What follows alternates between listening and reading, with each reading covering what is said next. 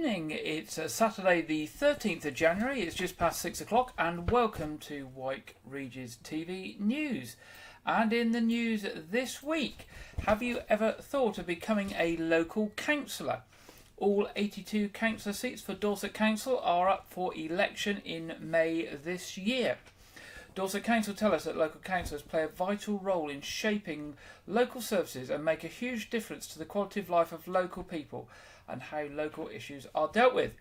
Many candidates stand as a member of a political party, but you do not need to be a member of a political party, and you do not need to be aligned to one of the existing political groups on the council in order to stand for election.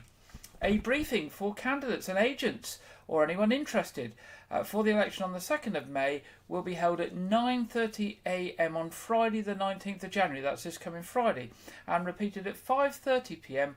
on Monday the 22nd of January. These briefings will cover key changes in the Elections Act 2022, the election timetable, qualifications for standing as a candidate and submission of nomination papers. Booking is essential if you'd like to attend. You can attend either in person or you can join by Microsoft Teams, I believe. You can attend the briefing in person. It will be in the council chamber at County Hall in Dorchester, and as I say, you can join it in Teams if you want to do it remotely. Now, to be eligible to stand as a councillor, you must be 18 years or older on the day of the nomination. You must be a British citizen, an EU citizen or a Commonwealth citizen, and you must be registered to vote in and or have either lived or worked in the Dorset Council area for at least 1 year.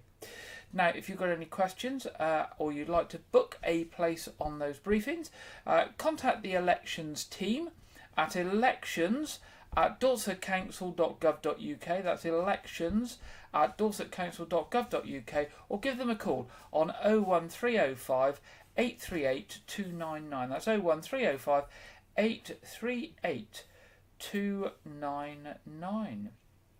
Now, a new festival has been launched by Weymouth Town Council called Love Your Weymouth Festival is for You.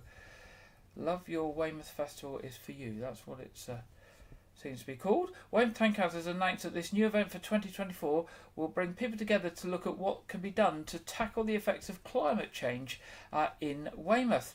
It takes place on Tuesday the 13th of February in the council chambers at the new town hall in Commercial Road, Weymouth. It will start at 10 a.m. and run to 2 p.m. and is being held during the school holidays, so families can come along and get involved in some of the activities. They include creating your own smoothie by having a go on the smoothie bike. That sounds interesting. Face painting, and there'll also be a pledge tree where people can make a pledge on what they will do to help the local environment.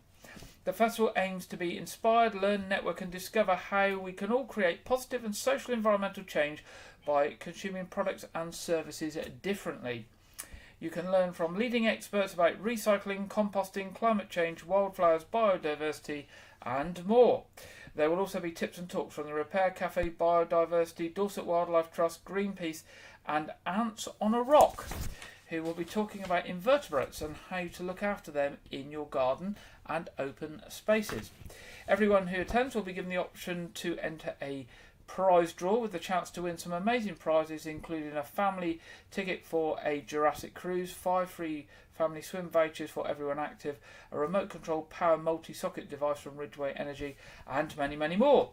To find out all about this event, pop along to the Weymouth Town Council website at www.weymouthtown.council.gov.uk. And staying with Weymouth Town Council, this week Weymouth Town Council agreed the budget proposal for the coming year and confirmed there will be no increase in the precept residents pay towards its services.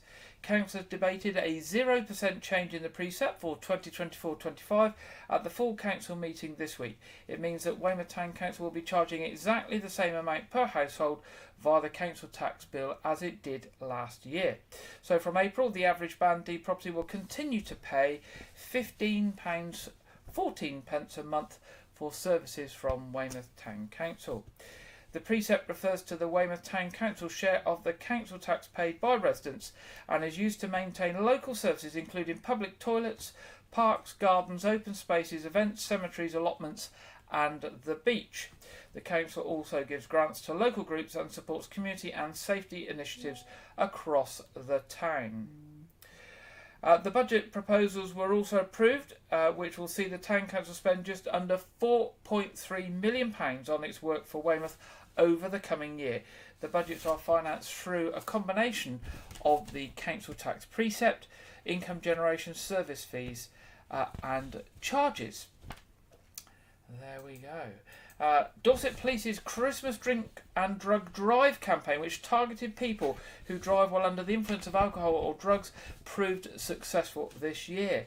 Between Friday the 1st of December and Monday the 1st of January, partygoers were encouraged to plan their journeys home, reminded of the potential consequences if they are caught driving while under the influence, and encouraged to report suspected drink or drug drivers to the police.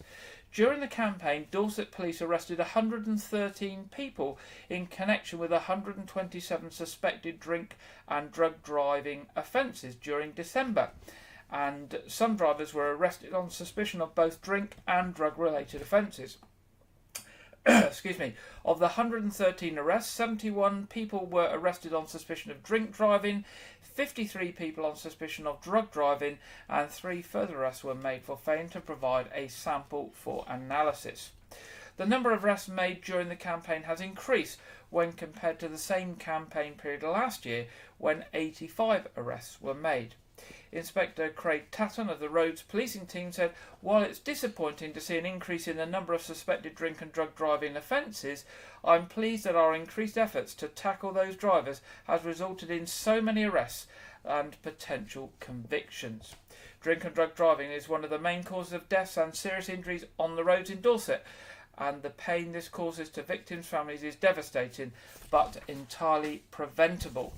Dorset Police remind local residents that if you suspect someone of driving under the influence of alcohol or drugs, please dial 999 immediately with the vehicle information and the direction of travel. And if you have information relating to someone who regularly drives under the influence of drugs or alcohol, please call 101 or fill in an intelligence form on their website at www.dorset.police.uk. Now, Dorset Council has awarded £486,000 to 28 organisations who will get funding over the next 3 years from its Organisational Revenue Support Fund for Culture. A total of 41 applications were received from arts and heritage organisations and accredited museums. A total of £217,000 has been awarded to arts and heritage and £269,000 to accredited museums. This funding has been spread across the Dorset Council area to ensure residents and communities have cultural benefit around the county. All the organisations awarded with this money are based in and deliver their programmes within the council's boundaries. There are several new organisations who have been granted awards this time round. One of them is the Mowlam Theatre in Swanage, and Paul Angel, chair of Mowlam Theatre, said, "We are thrilled to have been awarded a grant from the Dorset Council Organisational Revenue Support Fund. This is the first time the Mowlam has received revenue funding, and it's so valuable to us as a growing organisation, providing 3 years of reliable funds to help us develop our ambitions. We know that our communities will be as thrilled with the news as we are." And Zilla Brown from Sturminster Heritage Trust works with a volunteer team who manage both Sturminster Mill and Museum. And she said, "Our revenue grant from Dorset Council will make a really positive difference to our capacity to manage both our sites, our events and our outreach programming. It means we can continue to conserve our iconic buildings, introduce new interpretation and provide lots of learning and engagement opportunities for our young people and the wider community." Now, appeals from Dorset Police this week. Dorset Police are investigating an alleged assault in Dorchester and are appealing for witnesses or anyone with information to come forward. The victim, a male taxi driver aged in his 40s, picked up a man from an address in Cambridge Road on Monday the 25th of December. It's reported that around 6:30 p.m. the victim was assaulted inside the taxi before the suspect made off in the direction of Dorchester Town Centre. The victim sustained minor facial injuries and was taken to hospital. Following inquiries, a 21-year-old man from Weymouth has been arrested in connection with the incident. He has been released on police bail as investigations continue. Police Constable Maya Isabel Bowditch of Weymouth Police said, "I am appealing to anyone who witnessed any suspicious behaviour in the area at this time and has information about what happened to please come forward, especially anyone with dashcam footage or doorbell footage or CCTV footage as ever." Now, anyone with information is asked to contact Dorset Police on 101, or if you wish to give information anonymously, you can do this through the Crime Stoppers charity on 0800 555 111. That's 0800 555 111. The coroner for Dorset is asking for the people of Dorset's help to find the next of kin of a man who died in Weymouth. James Carling, who was 71 years old, died at his home address in Chickerell Road on the 4th of January. His death is not being treated as suspicious and there are no police investigations involved. Coroner's Officer Nigel Underwood said, "We are not treating the death as suspicious. However, we have not been able to locate his next of kin. If any member of the public has any knowledge of his family members, please do contact us as soon as possible on 01202 123 900. That's 01202 123 900. That's any information on family members of James Carling, 71 years old, of Chickerell Road, Weymouth, who died on the 4th of January. Now, works are progressing with the demolition of the old Weymouth and Portland Borough Council offices on North Quay, Weymouth. The demolition has been undertaken by mechanical grabbers, and work started at the Townbridge end of the building, and day by day various bits of the building are gradually disappearing. The site will be temporarily turned into a car park when the demolition is complete, whilst plans for the future of the site are considered and decided upon. Now, it's not too long until the return of the annual Dorchester Beerex held in the Corn Exchange, Dorchester, and organised by members of the West Dorset Campaign for Real Ale, or CAMRA for short, and also assisted by Dorchester Casterbridge Rotary Club. The festival takes place over 4 sessions on Friday the 2nd and Saturday the 3rd of February, lunchtime and evening on both days. The organising committee are delighted that local Cernabas Brewery are continuing their support for the event as main festival sponsors, and the owners will be on hand over the weekend for a drink and a chat alongside a selection of the beers they brew, including a festival one-off called Vic's Secret, a 4.6% fruity pale ale. There will be a total of over 100 cask ales and ciders on offer for customers to sample, including local Dorset breweries such as 8 Arch of Wimborne and their Corbell IPA Gull 59 with a robust, the favourite, porter, Palmer's of Bridport with the award-winning Tally-Ho, and the new Big Dig Brewery near Winterbourne, Kingston with Duropolis Rising IPA. The festival, now in its 35th year, has so far raised funds for worthy causes in excess of £248,000, with this year's profits seeing a £250,000 barrier hopefully to be smashed. This year's primary charity being supported is Amelia's Rainbow, named after a Dorset girl, Amelia Grace Cooper, who sadly lost her life to cancer. Amelia's Rainbow supports children in Dorset and the surrounding area suffering from any terminal, life-limiting, serious or chronic illness. Now, tickets for the festival are a great way to shake off the winter blues and are available at the following outlets, priced at £11, and the ticket includes a free pint, souvenir glass and programme, which includes the full beer menu with tasting notes. Now, the tickets are available at Convivial Rabbit, Tom Brown's and Copper Street Brewery Tap in Dorchester, the Brace of Butchers in Poundbury, the Globe Inn in Weymouth, or online at www.camrawdorset, as in Camera West Dorset, camrawdorset.org.uk. Weymouth Town Council's annual service to recognise Holocaust Memorial Day will take place in Radipole Park and Gardens, Radipole Park Drive, Weymouth, on Saturday the 27th of January. The service will begin at 10:30 at the Holocaust Memorial Tree planted near Alexandra Bridge and will be hosted by the Mayor of Weymouth, Councillor Kate Weller. The Mayor's chaplain, the Reverend Betty Pope, will say prayers and a reading, and they will be joined by councillors, honorary freemen, honorary aldermen and members of the Friends of Radipole Gardens. Holocaust Memorial Day occurs every year on January the 27th, the anniversary of the liberation of Auschwitz in 1945. Holocaust Memorial Day also remembers people killed in genocides that followed in Cambodia, Rwanda, Bosnia and Darfur. This year's theme is Fragility of Freedom.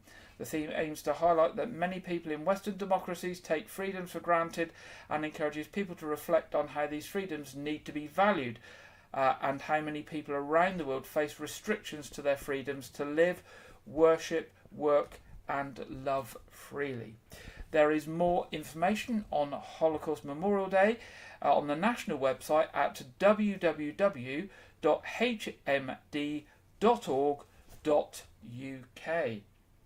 Now, a warning from Dorset County Hospital that there will be roadworks close to the hospital for the next month, and these are set to cause delays. There will be temporary traffic lights in place as part of Damers Road. Needs to be closed as a new access road is created as part of the hospital redevelopment. The hospital is advising that visitors to the hospital may wish to consider approaching the site via Bridport Road whilst the works are underway. Now, the Weldmar Christmas Tree Recycling Scheme, which we told you about before Christmas, this year has raised £12,500 for Weldmar Hospice. Trees were collected in return for a donation of £10 and more than 1,250 trees were collected across Dorset. The trees were shredded and turned into biomass fuel. The scheme is provided with the help of Trinity Street Christmas Trees, who coordinate the collections and help to recruit the volunteers who run the scheme. So that's good news there for everybody who donated asked for the collection of their trees and donated £10 to get rid of them. Now, excuse me, Dorset and Wilts Fire and Rescue are asking, do we know what to do in the event of a fire? This week an elderly couple were rescued from their smoke-filled first floor bedroom after an electrical fire broke out on the ground floor. They were able to call 999 and were given fire survival guidance by the fire control call handler. This included shutting themselves in their bedroom, blocking the gap below the door with a blanket and having wet towels to hold over their faces to protect them from the smoke. 4 fire crews attended the property, which was in Chesilbourne, from Dorchester and Blandford, and firefighters in breathing apparatus were able to fit the couple with fire escape hoods. This allowed them to be brought to safety through the house. Now, station manager Paul Webber said, despite what must have been a terrifying experience, this couple did everything they were told to by our control room. This kept them safe until they could be rescued. Fire escape hoods have only been in use for a few years, but they were a vital part of bringing these people to safety. Now, the Dorset and Wiltshire Fire and Rescue Service are urging people to think about what they would do in the event of a fire. And things to consider include having a bedtime routine, making sure internal doors are closed throughout the property. Make sure you always have a phone available, whatever level of your home you're in, especially if a mobile signal isn't very good. If it's safe to do so, get out, stay out and call 999. If it's not safe to leave, get everyone into a room away from the fire, ideally with a window that can open. Close the door, put something across the bottom of the door to keep the smoke out. And most importantly, make sure you have smoke alarms fitted on every level of your home. Test them regularly, as they can give you early warning in the event of a fire. Now, if you want more advice on bedtime routines and planning your escape in the event of a fire, you can go to the Dorset and Wilts Fire and Rescue website at www.dwfire.org.uk/safety-at-home. That's www.dwfire.org.uk/safety-at-home. Now, local water companies are reminding everyone to protect their homes and properties against the risk of leaks ahead of the cold snap that we are expecting. And this will help everyone save time, money, and lots of hassle. Temperatures across the region plummeted this week, and the Met Office is forecasting that it will get significantly colder in the week ahead. A sudden drop in temperature can result in water-related issues such as frozen pipes and leaks.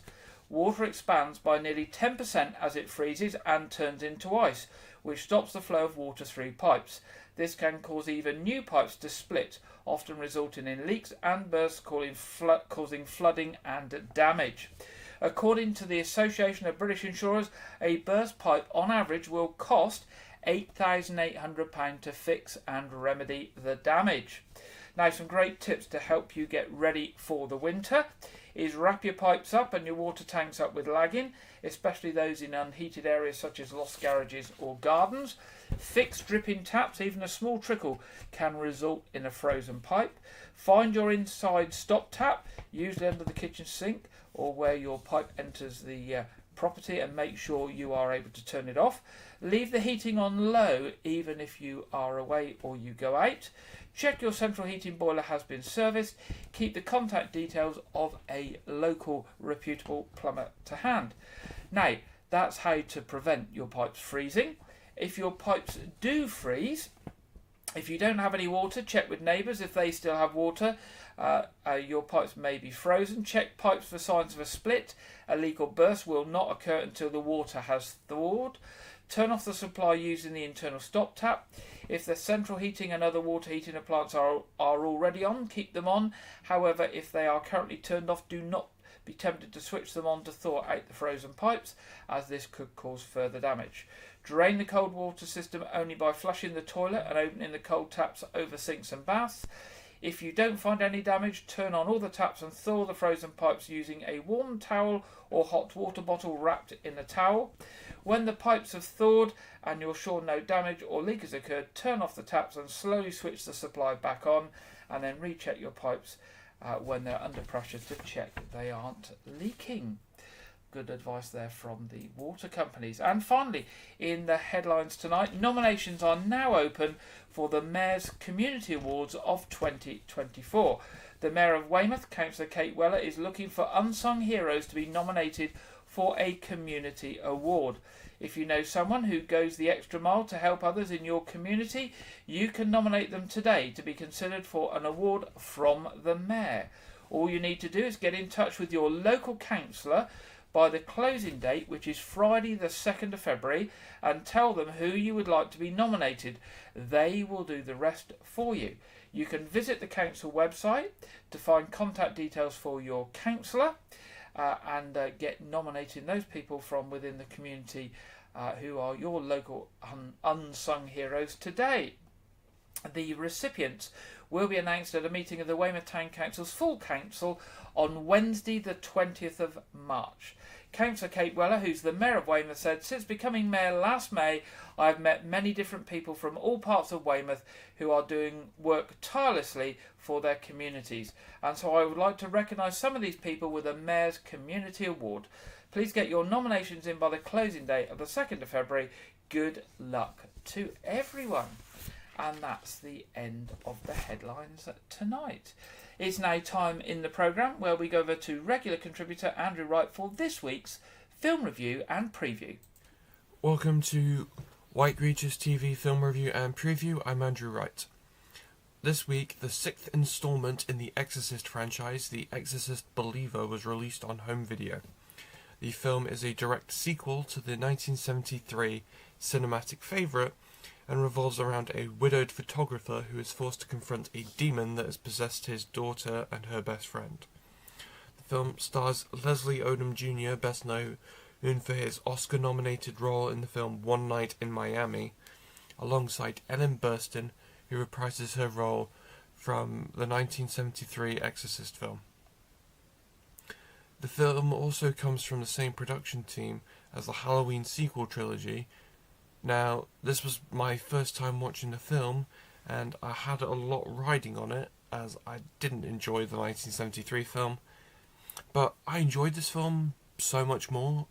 Even though the pacing left a little to be desired, I was drawn in by the father-daughter drama of the film, as well as Leslie Odom Jr. and Ellen Burstyn's performances. I gave the film 3.5 stars out of 5. 2 sequels are in development, but they've been confirmed to have been delayed. Especially the second one, titled Deceiver, has been delayed from its 2025 release date due to the departure of director David Gordon Green. And this is believed to have been caused by the negative critical and audience reception to Believer. So, more updates on that as they come. This week, the new Marvel Studios Disney Plus miniseries Echo was released on Disney Plus under the banner Marvel Spotlight. The series stars Alaqua Cox as Maya Lopez, a deaf amputee Native American mobster. The series takes place after the events of Marvel Studios' Hawkeye and revolves around Maya fleeing to Oklahoma to avoid being pursued by Wilson Fisk's criminal empire, where she is forced to come to terms with her past and her heritage. The miniseries also features actors Charlie Cox and Vincent D'Onofrio reprising their roles from Netflix's Daredevil and other MCU projects like Hawkeye or She-Hulk, No Way Home. Now, I haven't had the opportunity to watch the series yet, but the series has accumulated about 72% positive reviews from both critics and audiences, which is surprising, as the reason it was released as a 5-episode binge watch was because the original 8-episode version was rumoured to be considered unreleasable by Kevin Feige and Marvel.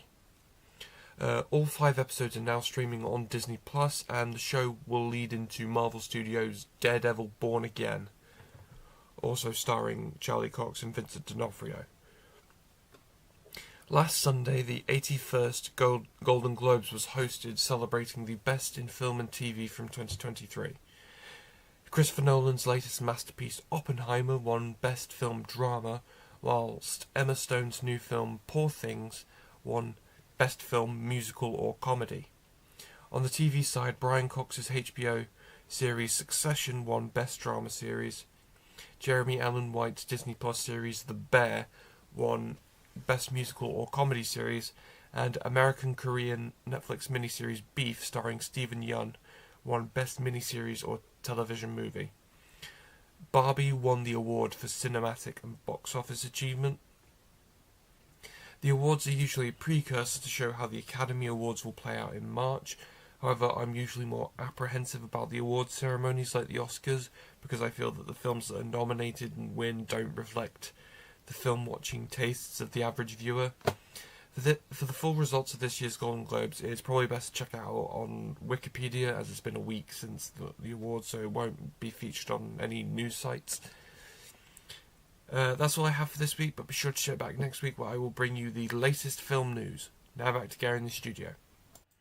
Thank you very much, Andrew, and we'll be back with Andrew next week. And it's now time in the programme to go to the Met Office for the weekend weather forecast and to see how cold it's going to get. And this week we are joined by Jonathan Vaultry. Hello there, good afternoon. Welcome to your latest weather update from the Met Office. This weekend is all about a change in wind direction. Northerly winds streaming their way in from the Arctic are going to start bringing a cold plunge of air. You can see there's blue colours sweeping their way across all areas of the UK, turning very cold for all of us by the time we start off Monday. Ahead of that, though, there are a couple of cold fronts we just got to keep our eye out on. So if we rewind back to Saturday afternoon, these are very weak affairs. There's very little rainfall on this, but still some patchy outbreaks of rain and drizzle for a time. Quite cloudy to the south of this first one, particularly Wales, the far south of England. There's a bit more sunshine for the Midlands into East Anglia than these graphics show. A clearer slot as well across northern England, southern Scotland, parts of Northern Ireland as well. A bit more cloud with some showers on that second cold front pushing to the far north of Scotland. Temperatures for many of us will be around where we'd expect them to be for the time of year, that sort of 6 to 8 degrees Celsius mark. But for the far south, there is some quite cold air wrapped up in amongst all this cloud. So some of us will only see temperatures as high as 3 or 4 degrees Celsius. Moving into Saturday evening, this cold front is going to continue to slowly push its way southwards. So again, some very light outbreaks of rain and drizzle for parts of Wales, central southern England. There will be some clearer slots trying to poke their way through over the course of the night though. And where you hold on to some of those clearer spells, we could see some frost developing as well as some mist and freezing fog patches. Those that retain the cloud, though, will probably see temperatures just hold up slightly above freezing, around 1 or 2 degrees Celsius for many of our towns and cities. So still a chilly night, mind, but not quite a widespread frost across all areas of the UK.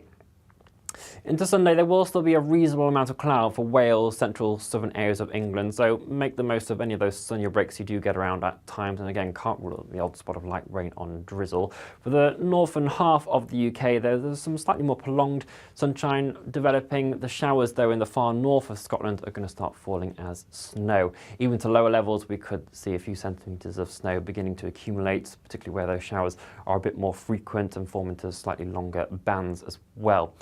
Combined with that, there are some very strong winds in the north and the east. We have an additional yellow wind warning in force for Shetland on Sunday with severe gales for a time. Could see wind gusts up to 75 miles per hour. So where you combine those strong winds with the snowfall, that leads the risk to drifting snow and some quite atrocious conditions over the course of the day. So do take care because some disruption is certainly possible here. Those very strong winds as well are going to make it feel very bitter. It's already a cold Arctic air mass, but in that chilly wind flow, it's going to be widely feeling below freezing. These are the feels-like temperatures on Sunday. Much of northern, northeastern Scotland seeing feels-like temperatures around -5 to -7 degrees Celsius, so certainly will need to be wrapping up warm. In terms of the temperatures on the thermometer, areas of Scotland will be more around 2-3 degrees Celsius. Further towards the south, just slightly milder, 5 to 8 degrees Celsius here. Heading up into the latter part of Sunday then, and that cold northerly airflow is going to continue to push its way southwards over the course of the rest of the UK, helping to push out a lot of this cloud as well. So many of us seeing more clearer skies developing.